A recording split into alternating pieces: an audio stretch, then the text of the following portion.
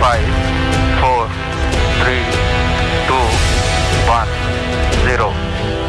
And we have liftoff of Vikram 1, India's first private orbital launch vehicle. And we have Indian ബഹിരാകാശ രംഗത്ത് പുതുചരിത്രം. അവസാന നിമിഷത്തെ നാടകീയതകൾക്കൊടുവിൽ രാജ്യത്തെ ആദ്യ സ്വകാര്യ നിർമ്മിത റോക്കറ്റ് വിക്രം ചരിത്രം കുറിച്ചു. ശ്രീഹരിക്കോട്ടയിലെ സതീഷ് ധവൻ സ്പേസ് സെന്ററിലെ ഒന്നാം ലോഞ്ച് പാഡിൽ നിന്നാണ് വിക്രം 1 കുതിച്ചുയർന്നത്. 11:30 നിശ്ചയിച്ചിരുന്ന വിക്ഷേപണം 5 മിനിറ്റ് മുമ്പ് മാറ്റിയത് ആശങ്ക ജനിപ്പിച്ചു. വിപരീത കാലാവസ്ഥ മൂലമാണ് വിക്ഷേപണം വൈകിയതെന്നാണ് വിവരം. പിന്നീട് ഉച്ചയ്ക്ക് 12:05 കുതിച്ചുയർന്ന വിക്രം 16 മിനിറ്റിൽ 452 കിലോമീറ്റർ ഉയരമുള്ള ഭ്രമണപഥത്തിലെത്തി.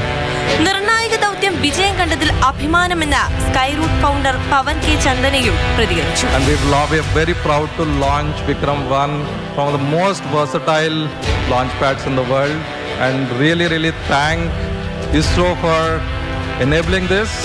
And more importantly, I would like to appreciate and also thank entire InSpace team which has efficiently authorized this launch.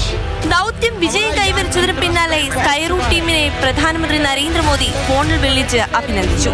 ദൗത്യം യുവാക്കൾക്ക് ഏറെ പ്രചോദനമാണെന്നും വിക്രം 1 ആത്മനിർഭർ ഭാരതിന്റെ ഉദാഹരണമാണെന്നും പ്രധാനമന്ത്രി പറഞ്ഞു. सबसे पहले तो आपको बहुत बहुत बधाई